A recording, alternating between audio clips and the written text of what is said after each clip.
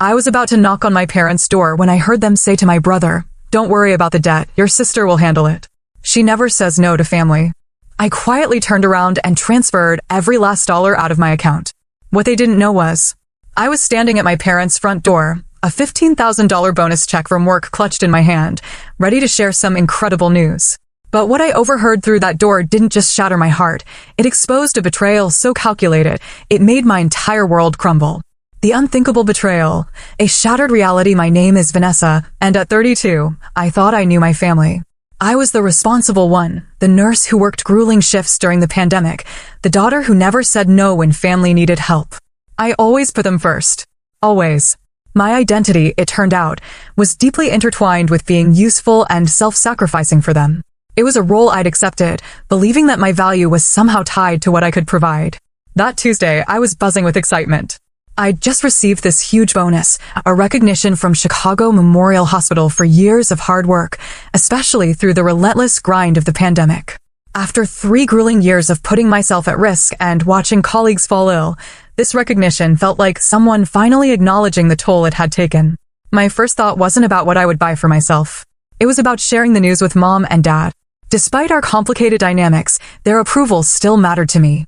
I even considered offering to help my mother with a kitchen renovation she'd been talking about for years. That's just who I was, always thinking about how to share my good fortune. But as I reached for the doorknob, my hand froze midair. I heard my father's voice, clear as day, telling my brother Alexander, "Don't worry about the debt. We'll make your sister pay. She'll never say no to family."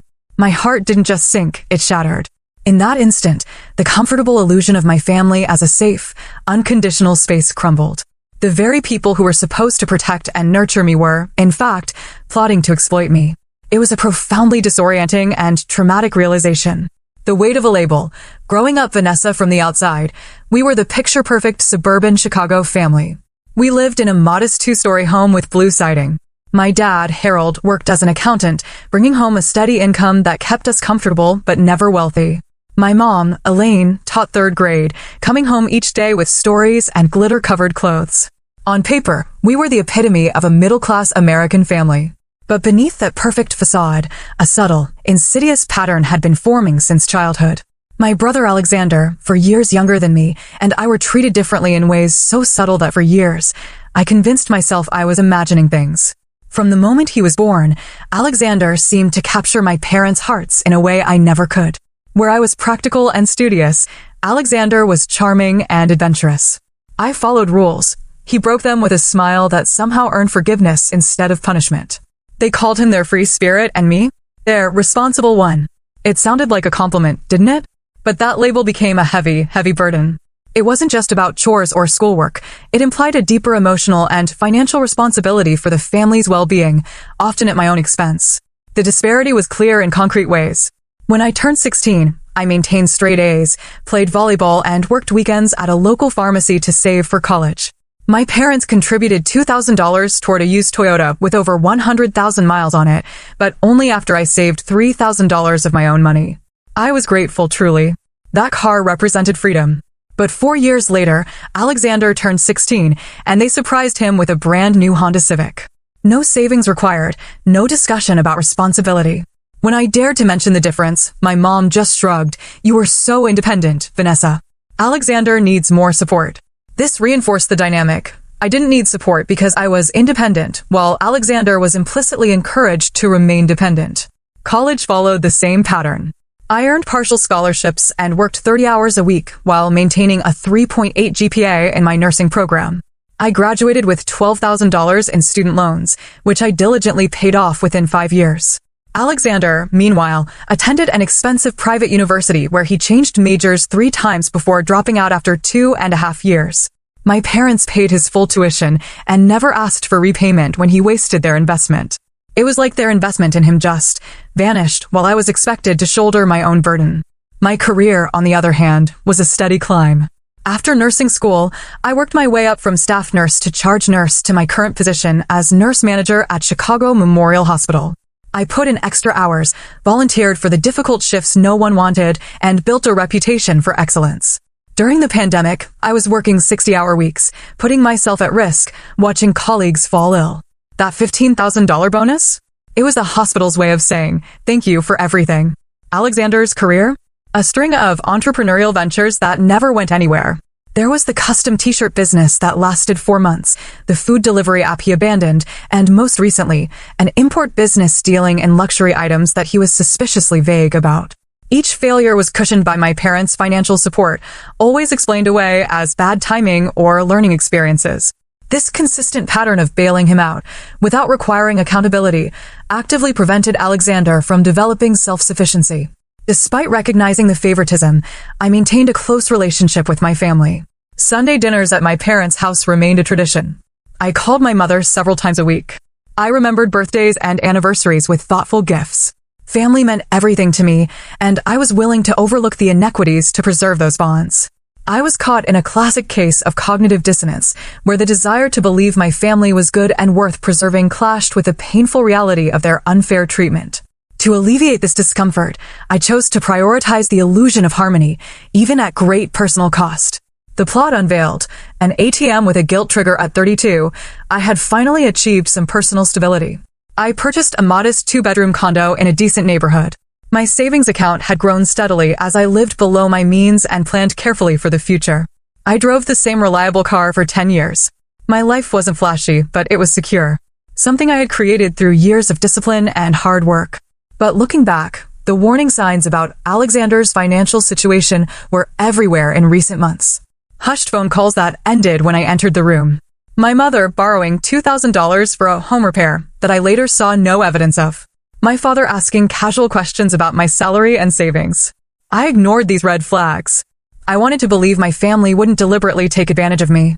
That belief was about to be utterly shattered. The day that changed everything started ordinarily enough. Tuesday, April 15th, tax day. How ironically appropriate, right? I just finished a brutal 12-hour shift at the hospital, but I was on cloud 9 because of that bonus. I decided to surprise my parents, maybe even offer to help with my mom's kitchen renovation she'd been talking about for years. That's just who I was. I arrived at their colonial-style home around 5:30 p.m., using the spare key to let myself in, as I'd done hundreds of times before. Mom, Dad, anyone home? I called out but received no answer. Their cars were in the driveway, so I knew they were around.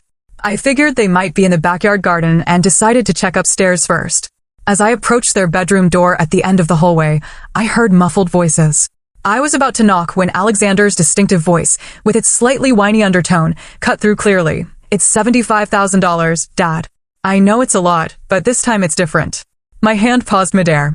$75,000? My dad's voice rose, Alexander James Wilson. That's more than I make in a year. How could you possibly get into that much debt again? Alexander blamed a supplier, said he needed cash now. My mom, worried, asked if he was in trouble.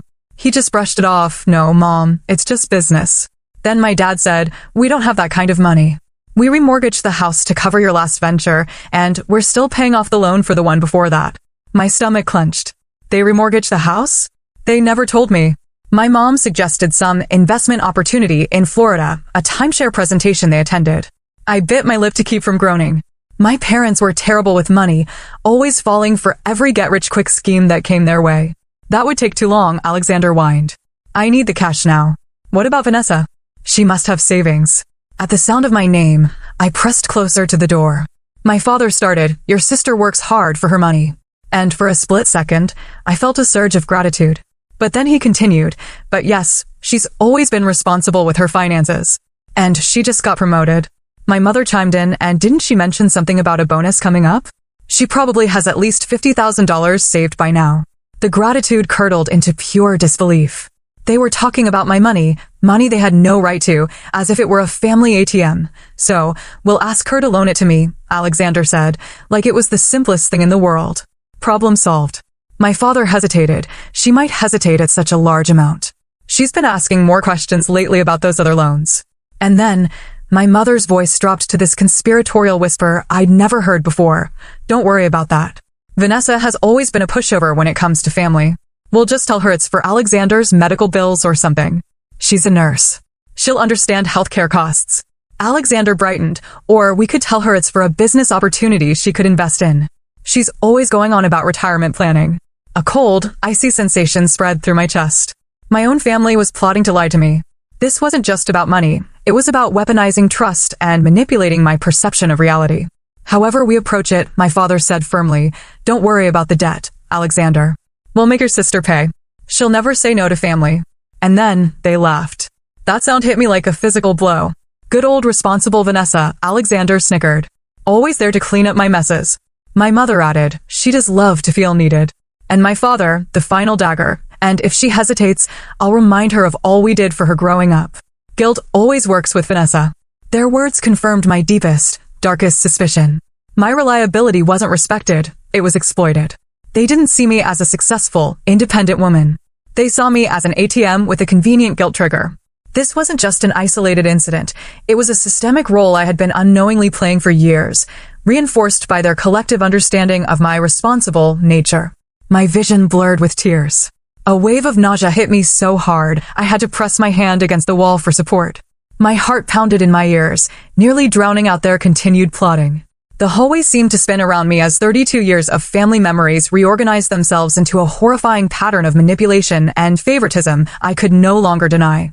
I backed away from that door, silently, grateful for the plush hallway carpet that muffled my footsteps. I couldn't confront them. Not then. I was too shattered. I needed space to think, to process this profound betrayal. As I crept down the stairs and out the front door, closing it with the gentlest click, a strange calm began to replace the initial shock. By the time I reached my car, parked a little way down the street, determination had started to burn through the hurt. They thought they knew me. Predictable, reliable Vanessa, who always said yes. But they had no idea what I was capable of when pushed too far. This was my breaking point, a moment of self-actualization where the cost of maintaining a dysfunctional status quo outweighed the fear of change. The first steps to freedom, reclaiming control the 20-minute drive home, was a blur. I don't remember stopping at traffic lights or navigating turns. My mind just replayed those fragments. She'll never say no to family. Good old responsible Vanessa. Guilt always works with Vanessa. When I finally parked in my condo building's garage, my phone buzzed. A text from my mom. Are you coming for dinner Sunday? Making your favorite lasagna. The casual normalcy of it, knowing what I now knew, made me laugh bitterly. I almost typed out my rage, but I resisted. Strategic thinking, not emotional reaction, would guide me forward. This immediate pivot from victim to agent of change was my first step in reclaiming control. I replied with a simple lie, got called back to the hospital for an emergency. Call tomorrow. Then I turned off notifications and entered my apartment. This space, my sanctuary, now felt like the only safe place in the world. I kicked off my shoes and just sank onto the couch, finally letting the tears come. But they weren't just tears of hurt. They burned with anger too. As the initial shock subsided, my analytical nurse's mind started cataloging previous financial help I'd provided to my family. This wasn't just about the $75,000 Alexander needed now, it was about a pattern. I pulled out my laptop and opened a spreadsheet, methodically documenting every dollar I could remember giving my family over the past decade. The total made me physically ill, $48,600. Nearly $50,000 I would never see again, all while I worked extra shifts and lived frugally. The pattern was unmistakable once I saw it laid out in rows and columns. $5,000 for my parents' 30th anniversary trip to Hawaii, a loan never repaid. $3,000 for Alexander's car repairs after his accident, which I later discovered happened while he was driving drunk. $7,000 toward my parents' roof replacement, which mysteriously covered exactly the amount of Alexander's outstanding tuition bill from his second failed attempt at college. Each request had come wrapped in crisis language. Each time I'd been praised for being such a help and promised repayment. Each time repayment was conveniently forgotten until I brought it up, only to be made to feel petty for mentioning it. Family helps family, my mother would say if I asked about repayment. When you need something someday, we'll be there for you. But now I understood the truth. The support only flowed one way, toward Alexander and my parents' enablement of him. I reached for my phone and called the one person I trusted completely, Jessica. Jessica Andrews had been my best friend since nursing school. Unlike me, she came from a family that respected boundaries and celebrated her independence. She'd questioned my family's treatment of me many times over the years, but I'd always defended them. What's wrong, Van? You sound terrible. Jessica's concern flowed through the phone. For the next hour, I poured out everything. The overheard conversation, the planned manipulation, the history of financial exploitation. Jessica listened without interrupting, only occasionally making sounds of outrage. I hate to say I told you so, she finally said when I finished. But I've been watching them take advantage of you for years. Remember when your car broke down last winter and you asked if they could help with the tow? And your dad said they were a little tight right now? That was the same week they bought Alexander that expensive leather jacket for Christmas. Her words were a crucial external validation, helping me dismantle the cognitive dissonance I'd maintained. I made excuses for them, I admitted. I thought if I was useful enough, helpful enough, they'd value me the way they value him. Honey, they value what you can give them, not who you are, Jessica said. And it's not your fault. You've been conditioned since childhood to be the responsible one, the caretaker. They exploit your good heart. Her words hit home with painful accuracy. I had spent my life trying to earn the same unconditional love they gave Alexander freely. What do I do now? I asked. First, you protect yourself, Jessica said firmly. Move your money somewhere they can access it. Create documentation of all those past loans. And for God's sake, don't give them another penny. After hanging up, I spent hours reviewing bank statements and gathering evidence of previous financial transactions. Sleep was impossible. Every family memory replayed with new context. My mother praising me for being so mature about money while setting me up as the family bankroll. My father proudly telling his friends about my career success while calculating my earning potential for Alexander's benefit. By morning, exhaustion had hardened into resolve. I showered, dressed in my most professional outfit, and prepared to take back control of my life. The nurse who had managed a critical care unit during a pandemic wasn't going to be manipulated by her family anymore. My decisive actions to secure my finances were not just about protecting money, they were symbolic acts of reclaiming personal autonomy. The moment Valley Credit Union opened at 9 a.m., I was waiting at the door. I'd chosen my outfit carefully, a charcoal pencil skirt and burgundy blouse that projected confidence and competence. I need to speak with a personal banker immediately, I told the receptionist. It's regarding account security. Within minutes, I was seated across from Stephanie Miller, a financial advisor with a no-nonsense bob and shrewd eyes. I need to secure my finances from potential unauthorized access, I explained, keeping my voice steady despite the emotion churning beneath the surface. I'd like to open new accounts that no one in my family can potentially access and transfer my funds immediately. Stephanie efficiently walked me through the process of opening new accounts with enhanced security features, accounts my parents couldn't possibly guess the passwords to or talk their way into accessing by claiming an emergency. I'd also like to review who's listed as beneficiaries on all my accounts, I added, realizing I'd probably listed my parents or Alexander years ago. 2 hours later, I left the credit union with my savings, including my recent bonus, secured in new accounts. I'd also removed my mother as the authorized user on my credit card, something I'd done years ago when she claimed she needed it just for emergencies. The small card-shaped imprint had faded in my wallet, where I'd carried that credit card for 7 years, rarely using it myself because my mother occasionally made purchases that strained my credit limit. Arming for battle, emotional preparation my next stop was the office of Diana Patel, a financial advisor Jessica had recommended. Diana's office was warm but professional. Jessica mentioned you needed urgent financial guidance, Diana said after introductions. I took a deep breath and shared a condensed version of my situation. Unfortunately, this isn't uncommon, Diana said sympathetically. Family financial exploitation happens more often than people realize. This normalization of my experience was incredibly validating. Let's create a comprehensive plan to protect your assets. Over the next 3 hours, Diana helped me document every loan I'd made to my family, complete with dates, amounts, and any evidence I had. We discussed the legal concept of promissory notes and how without them, my previous financial assistance would likely be considered gifts in the eyes of the law. Moving forward, if you ever decide to help family financially again, we'll create proper documentation, Diana explained. But based on what you've told me, I strongly advise against providing any further financial assistance to them.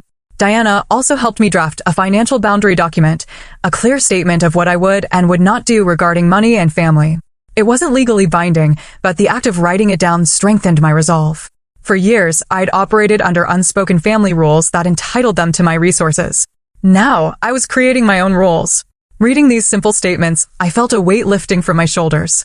These boundaries were an act of self-definition, a powerful assertion of my autonomy. Here's what I wrote down. I will not provide loans or gifts above $100 to family members. Any financial assistance must be documented with repayment terms. I will not co-sign loans or provide access to my credit. I will not discuss specific details of my income, savings, or financial planning with family. I reserve the right to say no to any financial request without explanation. By late afternoon, I was mentally exhausted, but feeling more empowered than I had in years. I stopped at a local cafe for a late lunch, reviewing the boundary statements I'd created with Diana. My phone had been buzzing periodically throughout the day. 5 missed calls from my mother, two from my father, and a text from Alexander asking if I was coming to dinner on Sunday because he had big news to share. The transparent setup made me both sad and angry. That evening, I had a virtual appointment with Dr. Carter, a therapist I'd been seeing occasionally since the pandemic began. I hadn't planned to discuss family issues. Our sessions usually focused on work stress, but today's revelations poured out of me. What you're describing is a family system that's designated you as the responsible one, the rescuer, Dr. Carter explained. These roles get established early and can be very difficult to change because everyone in the system resists the change, often unconsciously. So they'll fight me on this? I asked. Almost certainly, she confirmed. Expect guilt trips, anger, accusations that you're being selfish or have changed. They might even suggest you're having a mental health crisis. This is all predictable when someone changes the dynamics of a dysfunctional system. This psychological framework was incredibly helpful, transforming potential emotional landmines into predictable patterns. Dr. Carter helped me rehearse responses to the manipulation tactics my family would likely employ. For guilt, I understand you're disappointed, but I need to make financial decisions that align with my goals. For anger, I can see you're upset. We can continue this conversation when everyone is calmer. For accusations, I'm making decisions that are right for me. I don't need to justify them. By the end of our session, I felt mentally prepared for Sunday's dinner. Rather than canceling, I decided to attend as planned. I wanted to observe their manipulation tactics with my new awareness. I wanted to see if they would actually attempt to execute the plan I'd overheard. Remember, Dr. Carter said before we ended the call, changing patterns takes time and consistency. There will be moments when your resolve weakens. That's normal. Just return to your boundaries. I spent Saturday strengthening my support system, calling friends I'd neglected while prioritizing family obligations. I cleaned my apartment, worked out at the gym, and prepared myself mentally for what was coming. The anger had settled into a cool determination. I wasn't going to explode at my family. That would only confirm their potential narrative that I was being irrational. Instead, I would be calm, clear, and unmanipulable. The showdown, Sunday dinner confrontation Sunday, arrived with a knot of tension in my stomach, but clarity in my mind. As I drove to my parents' house, I reminded myself of the truth. I was not responsible for Alexander's debts. I was not obligated to sacrifice my financial security for someone who wouldn't do the same for me. And most importantly, saying no didn't make me a bad daughter or sister. It made me a healthy adult with appropriate boundaries. I arrived at my parents' house at 5 sharp, the same time I'd arrived for countless Sunday dinners before. Yet everything felt different. The familiar blue house with its neat garden seemed like a stage set now, a facade hiding the manipulation that had unfolded behind its walls for decades. I noticed details I'd overlooked before. The new patio furniture that must have cost at least $2,000. The recently installed landscape lighting. My mother's new diamond earrings glinting as she opened the door. None of these purchases aligned with their claims of financial struggle when they needed to borrow money from me. Vanessa, my mother enveloped me in a hug that lasted too long, her perfume overwhelming. We missed you the other day. Hospital emergencies are so unpredictable, aren't they? Her tone held the perfect blend of sympathy and admiration. It was a manipulation tactic I now recognized, establishing my identity as the hardworking, self-sacrificing daughter before the financial ask. Nature of the job, I replied neutrally, handing her the bottle of wine I'd brought. Not the expensive brand I usually selected to impress them, but a mid-range option, a small, active boundary setting. My father emerged from his study, reading glasses perched on his nose. There's our medical professional. How's hospital life treating you? He hugged me briefly, then added with calculated casualness, any exciting career news lately? The fishing for information about my bonus was so transparent now that I saw it clearly. Nothing special, I lied smoothly. Same challenges, different day. The slight disappointment in his eyes confirmed my suspicions. Is Alexander here yet? I asked, moving toward the living room. He's running a bit late, my mother replied. You know your brother, always so many irons in the fire. I nodded, thinking of the irons that had created his $75,000 debt. I'll help you in the kitchen, I offered, falling into my usual role while observing everything with new eyes. In the kitchen, evidence of their financial disconnect continued. A new stand mixer sat on the counter, still with the price tag partially visible, $399. Premium ingredients lined the countertops, imported Italian olive oil, specialty cheeses, organic vegetables. My parents had always lived slightly beyond their means.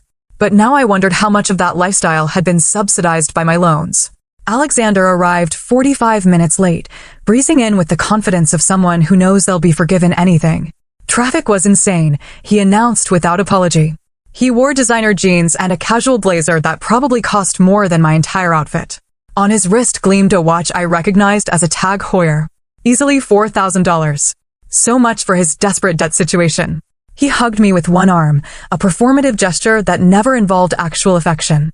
How's my big sister, the healthcare hero? The slight emphasis on big was another subtle dig. At 32, I was 4 years older, but also carried about 20 pounds more than his gym-sculpted frame. I'm well, I replied, studying him openly. Nice watch. A flash of something, guilt, annoyance, crossed his face before his charm reasserted itself. This old thing? Had it for ages. Lie. The style had only been released 3 months ago. I knew because a doctor I worked with had the same one and had mentioned its recent purchase. Dinner progressed with an undercurrent of tension I'd never noticed before. My mother served her signature lasagna, my favorite, as promised, while peppering the conversation with comments about family loyalty and support. That's what makes the Williams special, she said, refilling wine glasses. We always come through for each other, no matter what. My father steered the conversation toward finances with practiced subtlety. The hospital must be doing well despite everything. I read that healthcare salaries are at an all-time high. He paused, then added, especially for management positions. I took a small bite of lasagna, no longer tasting the food I once loved. Some organizations are doing better than others. Mine has had budget cuts. Alexander jumped in, setting up his play. Speaking of finances, I've been exploring an amazing investment opportunity. His eyes gleamed with practiced enthusiasm. It's in cryptocurrency, a special pre-launch offering that's only available to selected investors. I nodded, waiting for the pitch. The minimum buy-in is $50,000, he continued. But the projected returns are incredible. 3 to 5 times investment within 6 months. Sounds too good to be true, I remarked mildly. That's what I thought, my mother exclaimed. But Alexander has done his research. He showed your father and me all the projections. My father cleared his throat. We were thinking of creating a family investment pool, combining resources to take advantage of this opportunity. And there it was, the ask wrapped in the guise of benefiting everyone rather than bailing out Alexander. Tell me more about this investment, I said, setting down my fork. Who's the company? What's their track record? Alexander's confidence faltered slightly. It's a private offering, very exclusive. The company is called Future Coin Technologies. And their history? How long have they been in business? They're new, but the founders came from established firms, he said vaguely. Which firms? I'd have to check my notes for the specific names. I nodded, taking a sip of water. And then I delivered the decisive blow. And the $75,000 debt you need to pay off. Is that related to this investment? The silence that descended over the dining room was absolute. My mother's fork clattered against her plate. My father's face drained of color. Alexander's expression shifted from shock to ugly rage. How did you? He began.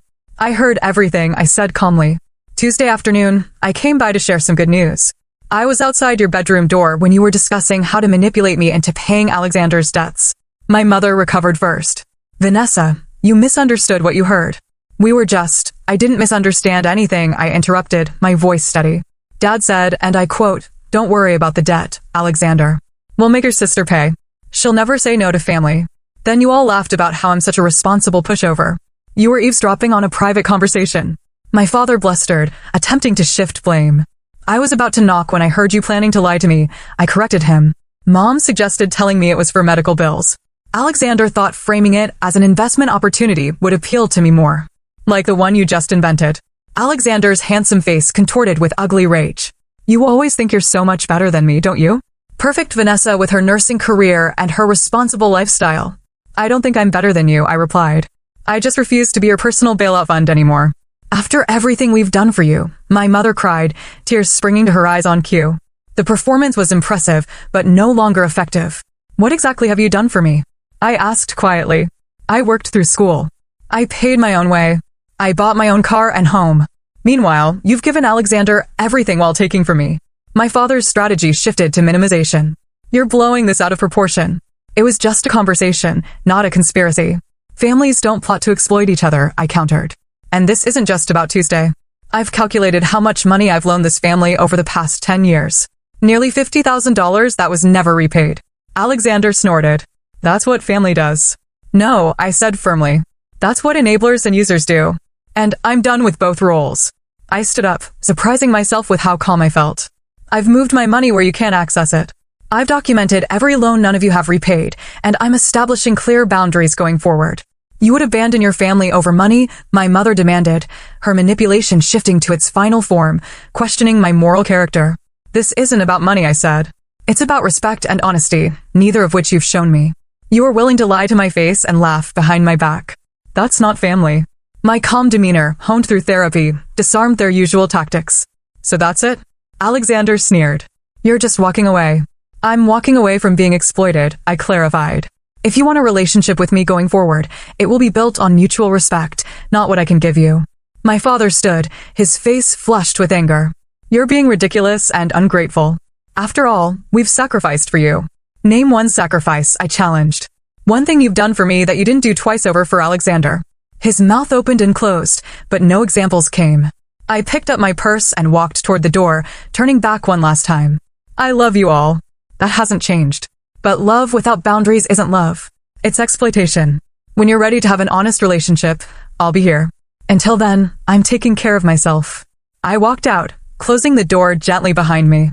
In my car, I took a deep breath, surprised by the lightness I felt. For the first time in my adult life, I had stood up for myself against the people who had trained me to put their needs first. It hurt, yes, but beneath the pain was something new and precious, self-respect. The storm and the silence, enduring the backlash, the barrage began before I even reached home.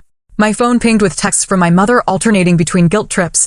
I can't believe you would hurt us like this, and attempts to minimize what had happened. You completely misunderstood everything. My father's approach was more direct, voicemails in his stern accountant voice explaining how family financial support was completely normal and how I was overreacting to standard family dynamics.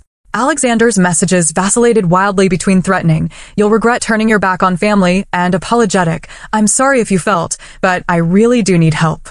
The transparency of the manipulation was almost laughable now that I could recognize it. I didn't respond to any of them that night. Instead, I poured a glass of wine, ran a bath, and allowed myself to feel the complex emotions washing through me. Grief for the family relationship I had thought I had, anger at years of exploitation, and underneath it all, a growing sense of liberation. By Monday morning, the communication strategy had escalated. My mother had called my cousin Danielle, my Aunt Maria, and even my elderly grandmother to enlist them in pressuring me. Aunt Maria called as I was getting ready for work. "Vanessa, your mother is absolutely distraught," she began without preamble. "She says you had some kind of breakdown at dinner yesterday and accused the family of terrible things." I took a deep breath, remembering Dr. Carter's advice about staying calm. "That's not what happened, Aunt Maria. I overheard them planning to manipulate me into paying Alexander's debts. When I confronted them, they didn't deny it." "Well, I'm sure there's been a misunderstanding," she said dismissively. "Your mother said they were just discussing family finances, and you took it personally. Did she mention that Alexander needs $75,000, or that they were laughing about how I never say no to family?" Aunt Maria paused. $75,000? That can't be right. It is. And it's not the first time they've used me as Alexander's personal bailout fund. Another pause.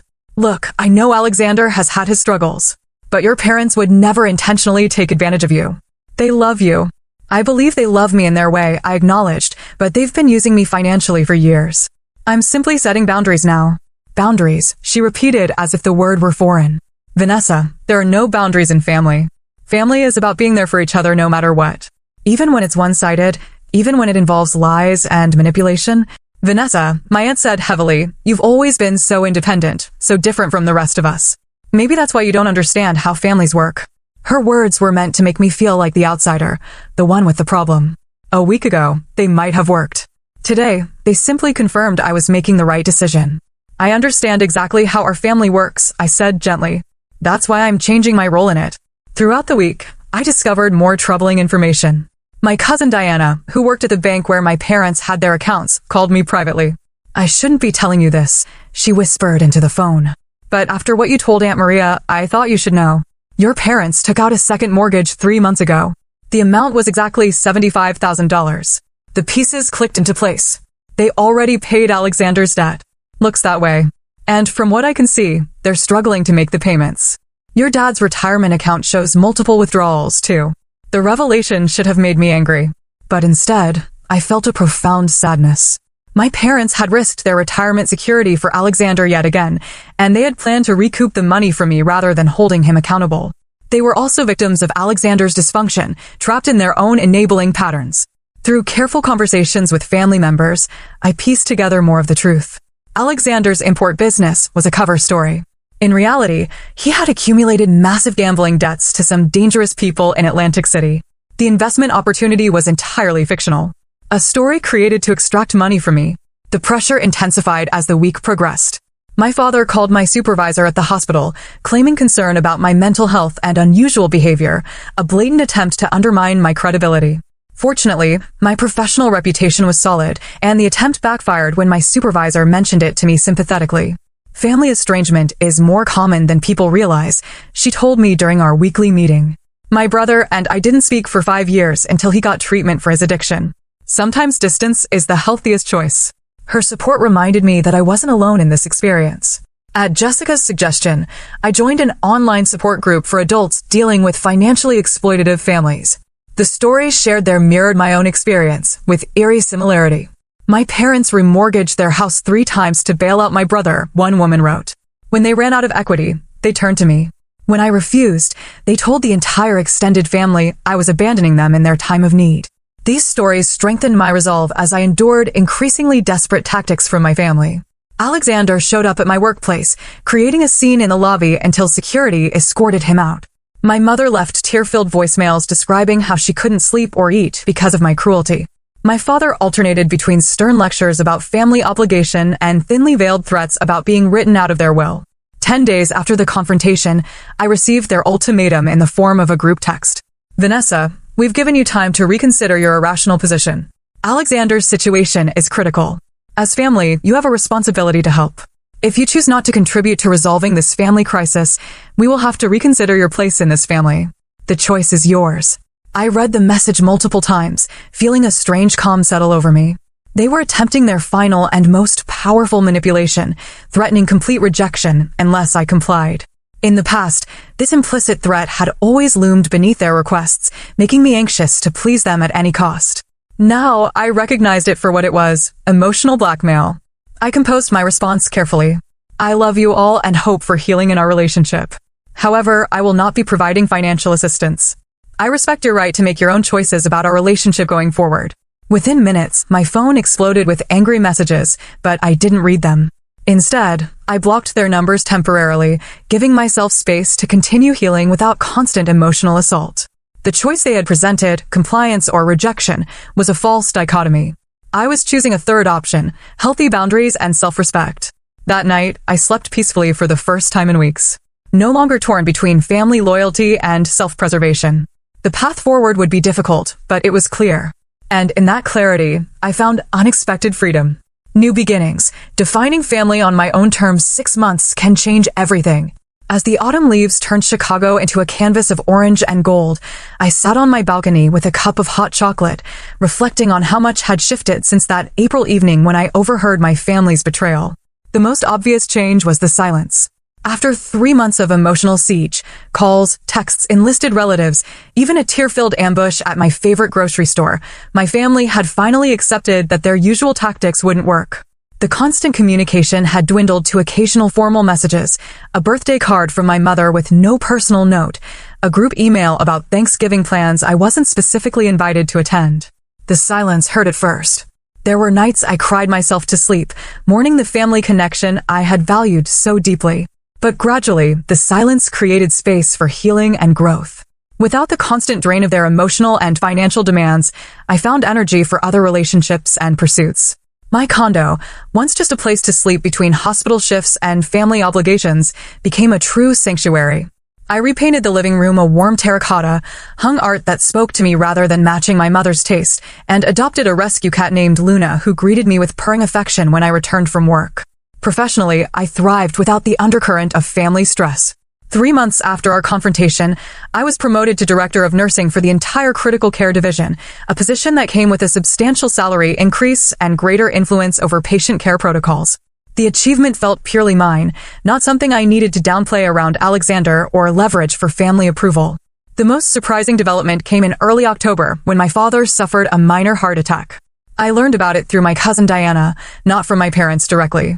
After a moment's hesitation, I went to the hospital, not out of obligation, but compassion. My father looked smaller somehow in the hospital bed, vulnerable in a way I'd never seen him. When I entered his room, his eyes widened with genuine surprise. "Vanessa," he said hoarsely. "You came?" I nodded, taking the chair beside his bed. "How are you feeling?" "Like an elephant is sitting on my chest," he admitted. "But they say I was lucky. No major damage." We sat in awkward silence for several minutes before he spoke again, his voice uncharacteristically hesitant. "The doctor who treated me," he said, "stress was a contributing factor. Financial stress." He paused, staring at the ceiling. "Alexander's debts, they were worse than we told you. The $75,000 was just the beginning. There was another $100,000 we didn't mention." The amount shocked me, but I kept my expression neutral. "I'm sorry to hear that." "We had to sell the vacation property in Michigan," he said, "the one we were going to retire to. And your mother's parents' antiques. Still not enough." "What happened with Alexander?" I asked. My father's face aged another decade as he answered. "He disappeared, left town about a month ago.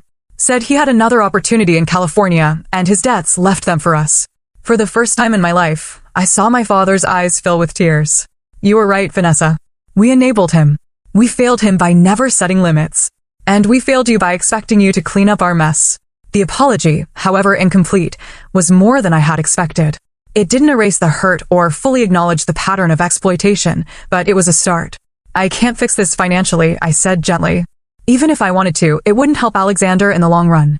"I know," my father said, surprising me. "That's not why I'm telling you this. I want you to know that I see it now. What we did, how unfair it was." My mother never reached the same level of understanding. When she arrived at the hospital and found me there, her response cycled between tearful gratitude for my presence and subtle hints about their financial situation. The lifetime pattern of manipulation couldn't be broken in a single day.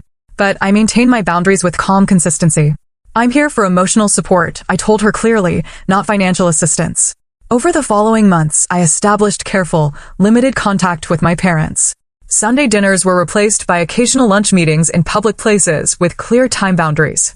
I deflected personal financial questions and changed the subject when Alexander's name came up, which was frequently. Meanwhile, my own support network flourished. Jessica remained my steadfast ally, celebrating my boundaries and progress. My therapy sessions with Dr. Carter continued, focusing on rebuilding my identity separate from my role as family caretaker. I formed deeper connections with colleagues and reconnected with old friends I'd neglected while prioritizing family demands. The most unexpected connection came through the support group for family financial exploitation.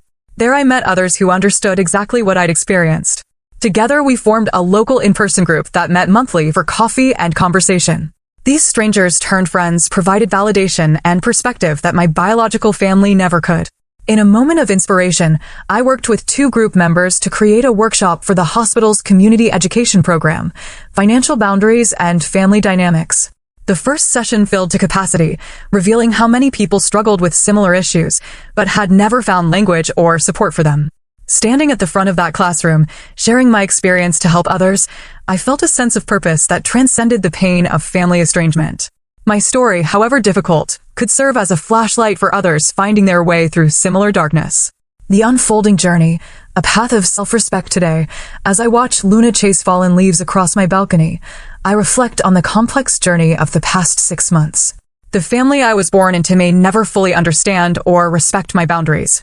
Alexander remains absent, occasionally sending my parents requests for money from his new life in California. My mother still attempts subtle manipulation during our limited interactions. My father, chastened by his health scare, shows glimmers of understanding, but frequently backslides into old patterns. Yet, I've discovered that family can be defined by actions rather than blood. It can include friends who respect your boundaries, colleagues who value your contributions, a therapist who guides your growth, group members who share your struggles, and even a rescue cat who greets you with unconditional affection. I've learned that saying no isn't selfish. It's sometimes the most self-respectful choice available. I've come to understand that the discomfort I felt, the guilt, was often a sign I was changing unhealthy patterns, not an indication I was doing something wrong. I realized that financial support without accountability isn't actually helping someone, it's enabling their continued dysfunction. Most importantly, I've learned that my worth isn't measured by my usefulness to others or my willingness to sacrifice myself. It exists inherently, requiring no justification or performance. This was the culmination of my journey, moving from a conditional self-worth to an unconditional one. The journey hasn't been easy and it isn't over. There are still days I question my decisions, moments I miss the family relationships I wished I had rather than the exploitative ones I actually experienced. But with each boundary I maintain, each healthy relationship I nurture, each act of self-care I practice, the path becomes clearer. If you're watching this and recognizing your own family patterns in my story, know that you're not alone. Setting boundaries doesn't mean you don't love your family. It means you're loving yourself enough to require respect and honesty. Have you ever had to set difficult boundaries with loved ones? Share your experience in the comments below. And if this story resonated with you, please like, subscribe, and share it with someone who might need to hear that it's okay to protect themselves, even from family. Thank you for listening to my journey. And remember, real love lifts you up. It doesn't drain you dry.